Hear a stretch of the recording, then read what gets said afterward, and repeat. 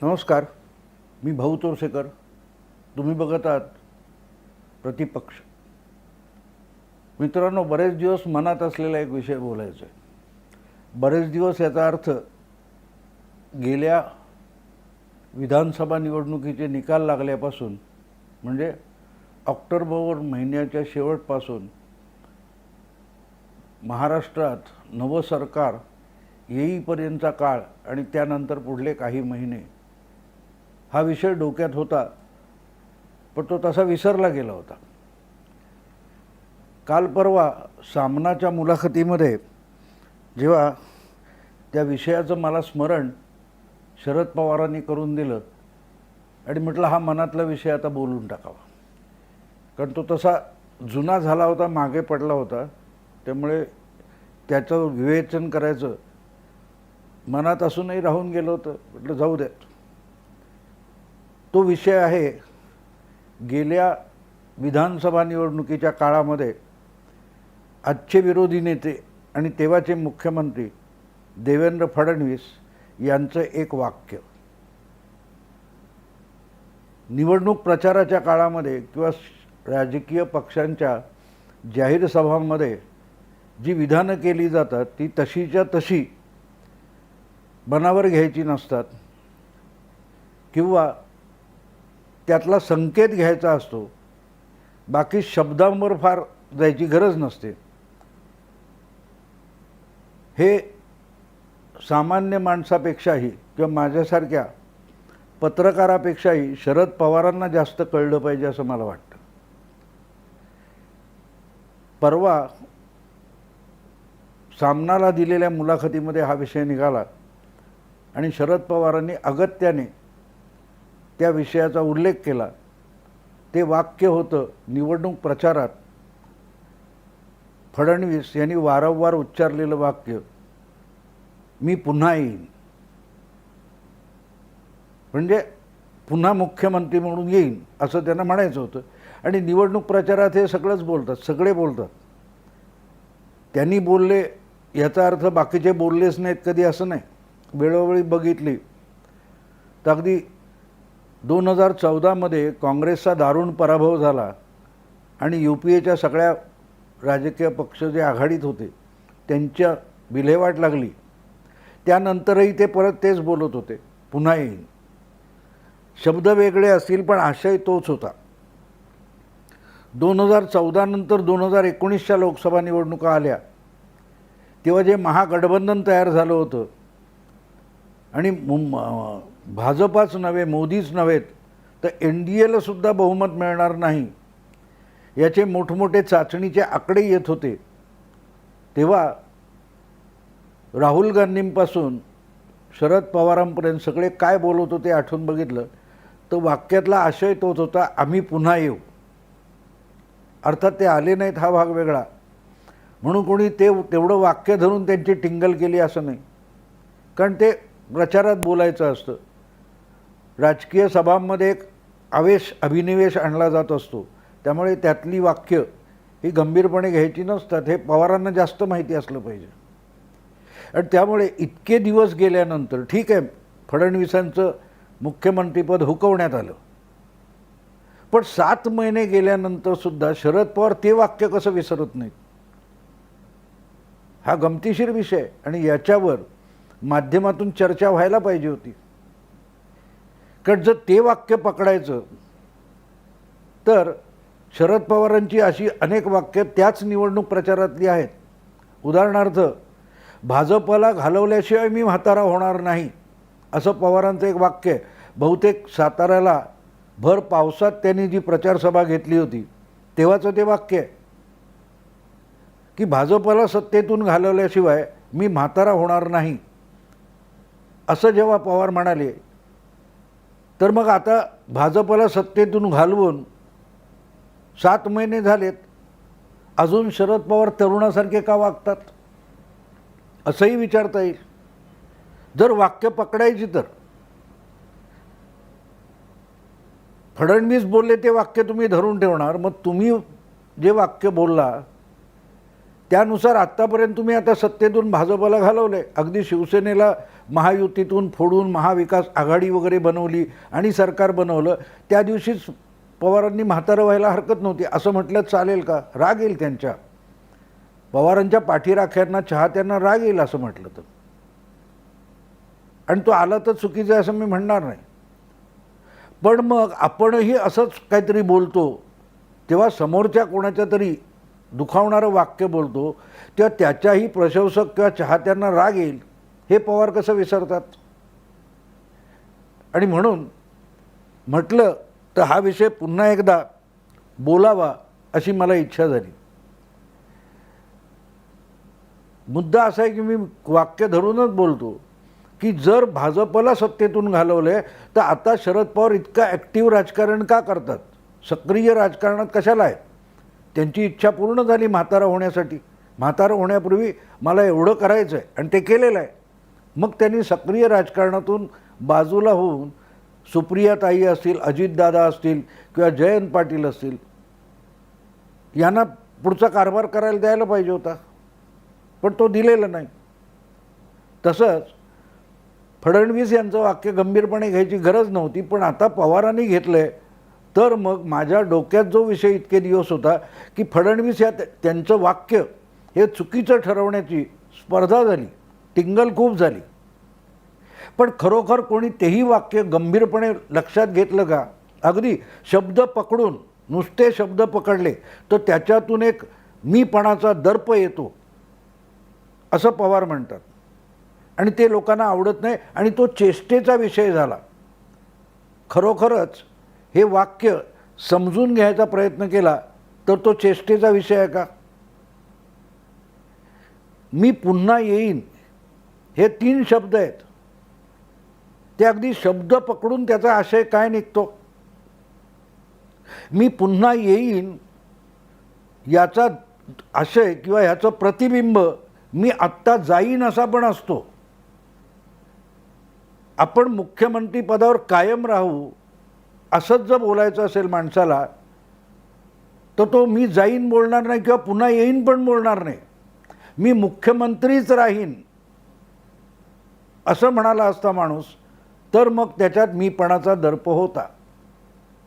पण मी पुन्हा येईन असं जेव्हा माणूस म्हणतो तेव्हा कदाचित मी आत्ता जाईन याचीही कबुली असते. पण ही समजणाऱ्यांसाठी असते. ज्यांना समजून घ्यायचं नसतं आणि त्याचा फक्त विपर्यास करायचा असतो त्यांच्यासाठी हा नक्कीच चेष्टेचा विषय असतो. कारण त्यांना चेष्टाच करायची असते. चेष्टाच करायची असते. शरद पवार इतका प्रदीर्घ अनुभवानंतर कुठचाही पल्ला गाठू शकले नसतील तर त्यांनी आपल्या अख्ख्या 50 वर्षाच्या राजकीय आयुष्यामध्ये राजकारणाची चेष्टाच केली नाही का? हे असलं काहीतरी बोलत राहायचं. म्हणजे तुम्हाला आठवत असेल 2015-16 साली कधीतरी कोल्हापूरचे युवराज संभाजी राजे यांना भारताच्या राष्ट्रपतींनी राज्यसभेत जे नियुक्त सदस्य असतात त्यापैकी एका सदस्य म्हणून संभाजी राजे यांची नियुक्ती केली होती. त्यानंतर पवारसाहेबांनी काय विधान केलं होतं की पेशव्यांना छत्रपती वस्त्र देतात हे ऐकलं होतं. पण पेशव्यांनी छत्रपतींना वस्त्र देणं हे पहिल्यांदा झालं.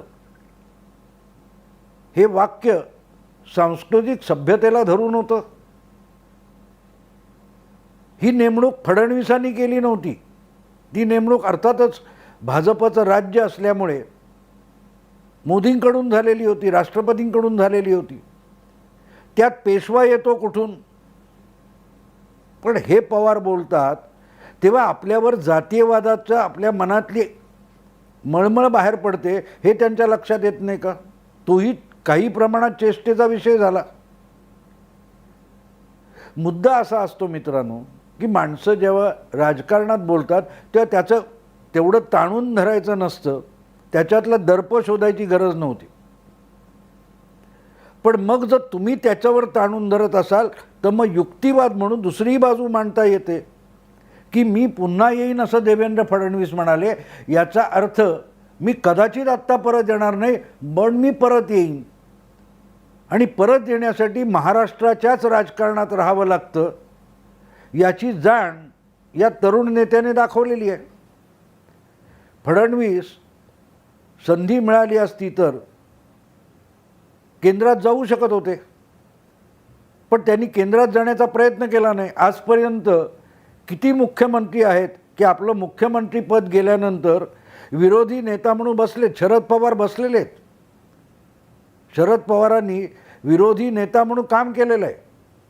मला आठवतं 1980च्या जेव्हा विधानसभा बरखास्त झाल्या तेव्हा ते पुलोदचे मुख्यमंत्री होते, पण त्या निवडणुका संपल्यानंतर जेव्हा विरोधी पक्षात बसायची वेळ आली तेव्हा शरद पवारांनी विरोधी नेता म्हणून काम केलेलं आहे. 95 सालीसुद्धा तेव्हा शरद पवार विधानसभेत नव्हते, विधान परिषदेत होते. पण ज्यावेळेला शिवसेना भाजप युतीला सत्ता मिळाली 1995 साली, तेव्हा शरद पवारांनी मला वाटते काही महिने किंवा एक वर्षभर विरोधी नेता म्हणून काम केलेलं आहे. कारण त्यांना महाराष्ट्राच्या राजकारणात राहायचं होतं आणि दाखवायचं होतं मी पुन्हा येईन, पुन्हा येईन. हे कृतीतून पवार दाखवत होते. देवेंद्र फडणवीस हे तोंडातून बोलून गेले, बाकी मुद्दा तोच आहे. नाही तर आपण बघितलं आजपर्यंत सहसा कुठले मुख्यमंत्री, देशाच्या अन्य राज्यातले मुख्यमंत्री बघा, सत्ता गेल्यानंतर शिवराज पाटील मध्य प्रदेशात हे विरोधी नेता राहिले नाहीत. तुमचे आत्ता राजस्थानचे मुख्यमंत्री आहेत अशोक गेहलोट, हे ज्यावेळेला यापूर्वी मुख्यमंत्री पदावर असताना निवडणुका हरले तेव्हा विरोधी पक्षात नाही थांबले, विरोधी पक्ष नेता म्हणून त्यांनी काम केलं नाही. शिवराज सिंग चौहान आहेत, ते सुद्धा सत्ता गमावल्यावर विरोधी नेता राहिले नाहीत. त्यांच्या जागी पक्षाने कोणतरी वेगळा विरोधी नेता निवडला होता. आणि जेव्हा आत्ता सत्ता येण्याची शक्यता निर्माण झाली तेव्हा तातडीने भाजपच्या आमदारांना गोळा करून गटनेता म्हणून त्यांची निवड करण्यात आली होती. त्यामुळे फडणवीस जे वाक्य बोलले ते गंभीरपणे समजून घेतलं पाहिजे की सत्ता आत्ता असेल, उद्या असेल, नसेल, जाईल, पण मी महाराष्ट्राच्या राजकारणात पाय रोवून उभा राहणार आहे, हे त्या विधानाचा अर्थ होता. जो घ्यायचा असेल तर घ्यायचा, नाही तर आपण टिंगल काय कसल्याही गोष्टीची करू शकतो. नरेंद्र मोदींनी 2दा लोकसभा निवडणूक जिंकून दाखवली आणि एकाच पक्षाला 8 निवडणुकांनंतर 2दा बहुमत मिळवून दाखवलं, जे सहसा नेहरूंनंतर कुठल्या पंतप्रधानाला करता आलं नाही. ते त्यांनी करून दाखवलं. तरी त्यांची चेष्टा होतेच. तेव्हा चेष्टेचा विषय झाला असं पवार म्हणतात, तेव्हा त्यांची राजकारणाची जाण किती आहे असा प्रश्न विचारावासा वाटतो. की पवार खरंच राजकारणात मुरब्बी असते तर त्यांनी हा चेष्टेचा विषय झाला असं म्हणून ती 7 महिन्यापूर्वीची ते वाक्य उकरून काढायचं कारण नव्हतं. पण कुठेतरी फडणवीस अजूनही महाराष्ट्राच्या राजकारणात पाय रोवून उभे आहेत आणि सत्ता गमावल्यानंतर देखील महाराष्ट्रभर फिरत आहेत. हे पवारांना खुपतंय म्हणून ते बोलले. कारण पवारांचं वय इतकं नसतं आणि ते शारीरिकदृष्ट्या थकले नसते तर आजही फडणवीसांपेक्षा अधिक दौरे पवारांनी केले असते. सत्तेत असोत नसोत पण त्यांनी अधिक दौरे केले असते, हे लक्षात घ्या. आणि पवारांना फडणवीसांमध्ये आपलं प्रतिबिंब दिसतंय म्हणून जास्त खुपतं. राजकारणामध्ये जो मुरब्बी असतो माणूस, त्याला दुसरा मुरब्बी माणूस आवडत नाही. तो पदावर कोणी बसलेला चालतो. उद्धव ठाकरे जरी मुख्यमंत्रीपदी बसले तरी ते आपल्याला महाराष्ट्राच्या राजकारणात आव्हान नाही आहेत हे पवारांना माहिती आहे. म्हणूनच त्यांनी सांगितलं तुम्ही मुख्यमंत्री व्हा. अगदी अगत्याने नाही, आग्रह धरून सांगितलं. पण फडणवीस हे नाव पवारांना नको आहे. कारण फडणवीसांची जी राजकारण खेळण्याची शैली आहे ती परफेक्टली पवारांसारखी आहे, अगदी परफेक्टली पवारांसारखी आहे. ते तोंडाने उफराटं बोलत नाहीत देवेंद्र फडणवीस, दुखावणारं बोलत नाहीत. पण त्यांच्या बोलण्यातला पेक्षा कृतीतला आशय आपण बघितला तर ते न बोलता आपल्या विरोधकांना संपवतात. खडसेंचं काय झालं आपण बघतो. पंकजा मुंडेंची तक्रार काय आपण बघितली. पण कधी विलासराव देशमुखांचं दुखणं आपण बघितलंय.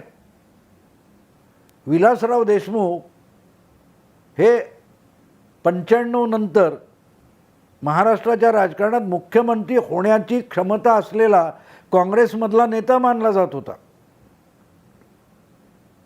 पवारांनी त्यांना कसे संपवले याची चर्चा होते कधी.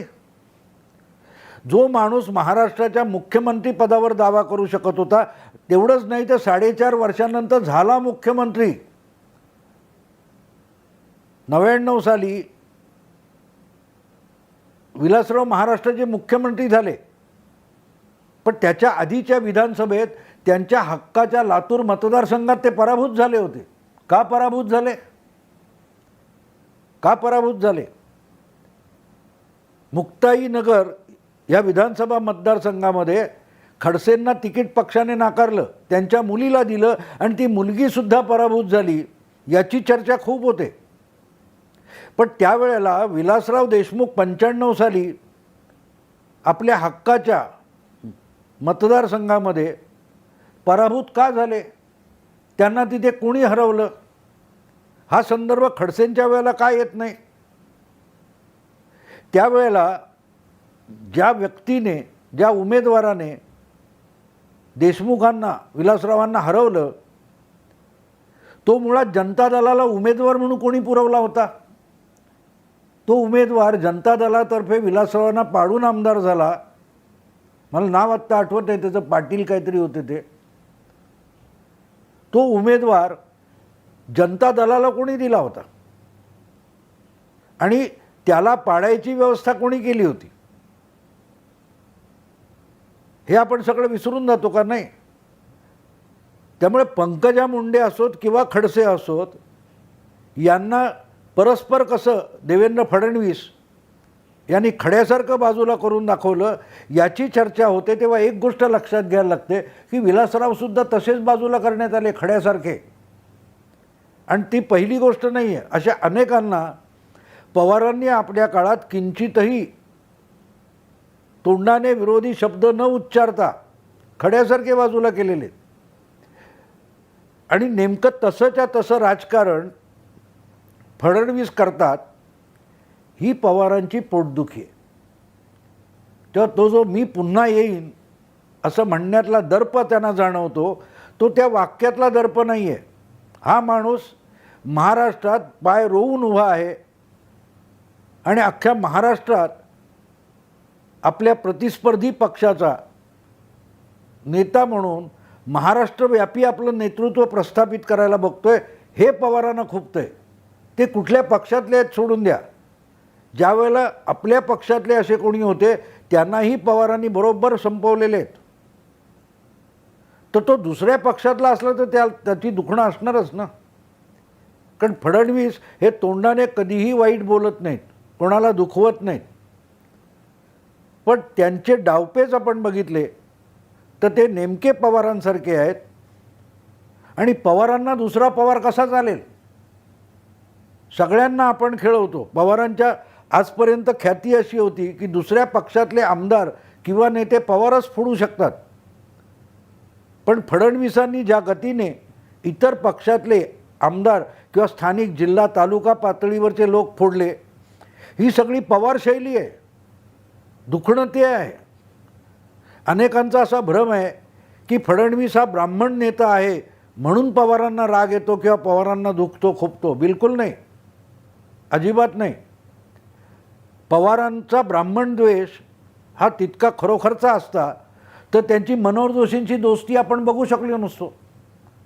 95च्या आणि त्या काळामध्ये 90, 95, 2000 पर्यंतचा काळ आपण बघितला तर मराठी पत्रकारितेत असं मानलं जायचं की मनोहर जोशी आणि शरद पवार हे मनमोहन देसाईंच्या सिनेमात जसं बालपणी हरवलेली मुलं असतात, जुडवा भाऊ असतात, तसे हे दोन, एक शिवसेनेत आणि दुसरा काँग्रेसमध्ये, असे हे जुडवा भाऊ आहेत जत्रेत हरवलेले असं म्हटलं जायचं. मग त्या मनोहर जोशींच्याबद्दल ती कटुता पवारांपाशी का नव्हती? तेही ब्राह्मण होते. तेव्हा ब्राह्मण म्हणून फडणवीसांवर पवार डूक धरतात हा चुकीचा समज आहे किंवा खोटा प्रचार आहे. त्यांना अजिबात फडणवीस हा ब्राह्मण असल्यामुळे आक्षेप नाही आहे. तसं असतं तर तितकाच राग त्यांनी नितीन गडकरींच्या विषयी दाखवला असता. पण नितीन गडकरींशी पवारांचं खूप सख्य आहे, खूप सख्य आहे. त्यांना गडकरी पंतप्रधान आपला मुख्यमंत्री झाले तर चाललं असतं. किंबहुना निकाल लागण्यापूर्वी 2014 साली विधानसभेचे निकाल पूर्ण झालेले नव्हते, पण एक चित्र स्पष्ट झालं होतं की भाजपला बहुमत मिळणार नाही आणि भाजपला बहुमतापर्यंत घेऊन जायचं याची तयारी तर पवारांनीच करून दिली होती. कारण आघाडी फुटल्यानंतर पवारांची इच्छा पूर्ण झाली होती की शिवसेना भाजपपासून दुरावली होती. मी सामनाच्या मुलाखतीचा संदर्भ देतो की शिवसेना भाजपपासून दूर व्हावी अशी आमची इच्छा होती. चांगलं आहे. मग हे दोन्ही पक्ष एकमेकाविरुद्ध उभे राहून बहुमतापर्यंत पोहोचू शकले नसते. पण भाजपा मोठा व्हावा म्हणून काँग्रेस आणि राष्ट्रवादीची आघाडी पाठोपाठ 2 तासात का तोडली गेली? पवारांनी तोडली ना. म्हणजे भाजप हा स्वबळावर निवडून यावा अशी व्यवस्था पवारांनीच केली होती. आणि नंतर निकालात जेव्हा ते बहुमत हुकताना दिसलं तेव्हा चटकन सर्वात आधी न मागितलेला पाठिंबा भाजपला पवार देऊन बसले. त्याची काय मीमांसा होती? त्याची काय मीमांसा होती? आता ते सांगतात की शिवसेनेला दूर न्यायचं होतं, ही चाल होती. नाही मित्रांनो, अजिबात ती चाल नव्हती. तशी चाल बिलकुल नव्हती. पवारांची अपेक्षा अशी होती की नितीन गडकरी मुख्यमंत्री होतील. भाजपातर्फे नितीन गडकरी मुख्यमंत्री झाले तर मनोहर जोशींनी आपलं जसं साठोलोटं होतं तसंच भाजपच्या सत्तेतही चालू राहील या अपेक्षेने दिलेला तो पाठिंबा होता. आता सगळी सारवासारव चालते.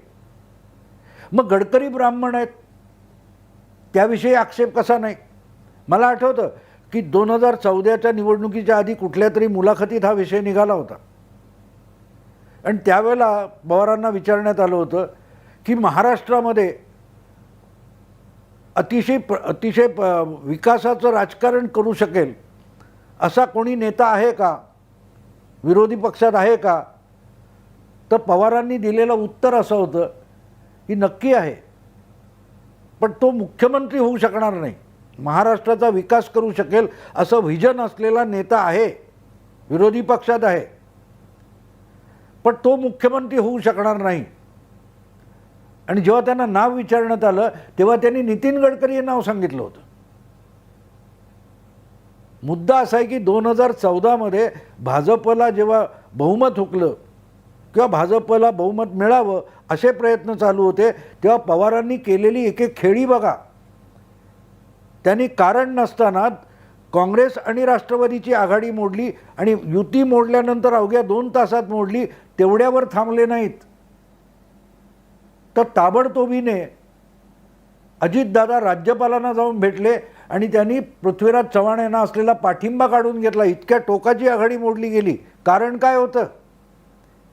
15 वर्ष जे एकत्र बसले होते ते युती तुटल्यानंतर एका फटक्यात काही तासात राज्यपालापर्यंत जाऊन मुख्यमंत्र्यावर अविश्वास दाखवतात.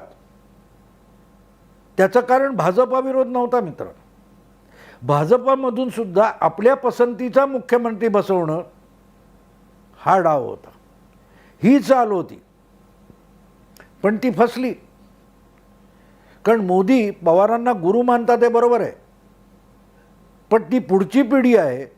शिष्याची पिढी ही पुढची पिढी असते आणि ती जशी आजोबाच्या खांद्यावर नातू बसलेला असतो किंवा बापाच्या खांद्यावर पोरगा बसलेला असतो आणि त्याला अधिक दूरचं दिसू शकतं, तसं मोदींना पवार पाठिंबा का देतात ते बरोबर कळलेलं होतं, त्यांनी ताडलेलं होतं.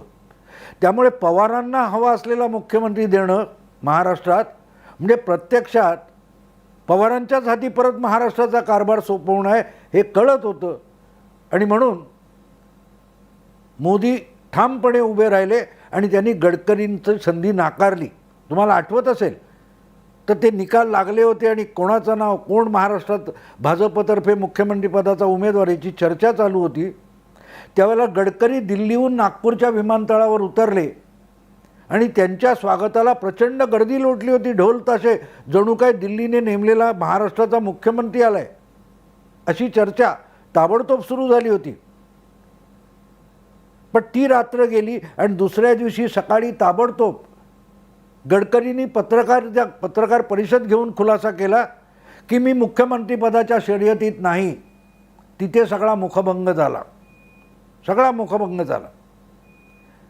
आणि त्यामुळे जे सरकार आलं त्याच्यात फडणवीस हा माणूस पवारांना नको होता. त्यांची अपेक्षा अशी होती की हे काय फार काळ चालणार नाही. पण फडणवीस हा खऱ्या अर्थाने पवारांचा शिष्य निघाला. कारण सगळ्याच्या सगळ्या पवारांच्या चाली फडणवीस राजकारणात वापरायला लागले आणि ती मित्रांनो गंमत आहे. पवार जसे मुख्यमंत्री गेल्यानंतर देखील विरोधी पक्षनेता राहिले, ते सुद्धा देवेंद्र फडणवीसांनी तसंच्या तसं केलं. ते पळून गेलेले नाहीत. पुन्हा येईन याची त्यांना तरी खात्री वाटत असावी आणि म्हणून ते विरोधी पक्ष म्हणून काम करतायत, विरोधी नेता म्हणून काम करतायत आणि अतिशय खंबीरपणे काम करतायत. जी जिद्द पवारांनी त्यांच्या वयात 50-60 दाखवली, ती जिद्द आज फडणवीस दाखवतात. आणि त्यामुळे देवेंद्र फडणवीसमधला शरद पवार पवारांना स्वतःला बघता येतोय आणि त्याचा राग येतोय की मी याला शिकवलं नाही तर हा कसा काय माझा पर्याय म्हणून उभा राहायला बघतो महाराष्ट्रात. ते खुपतंय आणि त्यामुळे मी पुन्हा येईन याचा अर्थ लक्षात घ्या की मी पुन्हा येईन याचा अर्थ मी मुख्यमंत्री म्हणून कायम राहील असा नसतो. कदाचित सत्ता गेली तरी ती परत मिळवी, मी परत मुख्यमंत्री म्हणून येईन. हेच अतिशय सूचक वाक्य फडणवीस बोललेत. तो चेष्टेचा विषय बिलकुल नाही. ज्यांना गंभीरपणे राजकारण करायचे त्यांनी एक लक्षात ठेवावं की फडणवीस हा पुढल्या पिढीतला शरद पवार आहे. आणि म्हणून जसे पवार पुन्हा पुन्हा येत राहिले, संपले तरी पुन्हा पुन्हा येत राहिले, त्या अर्थाने फडणवीस यांनी उच्चारलेलं ते वाक्य आहे की मी पुन्हा येईन. समजून घेतलं तर समजण्यासारखं आहे, नसेल तर आनंद आहे. मित्रांनो, आत्ता इथेच थांबतो. तुम्हाला हा व्हिडिओ आवडला तर मित्र परिचितांना फॉरवर्ड करा. प्रतिपक्ष तुम्हाला राजकारणातल्या वेगवेगळ्या गोष्टी उलगडून सांगत असतो, त्याला सबस्क्राईब करा. या यूट्यूब चॅनलचे सदस्य व्हा. नमस्कार.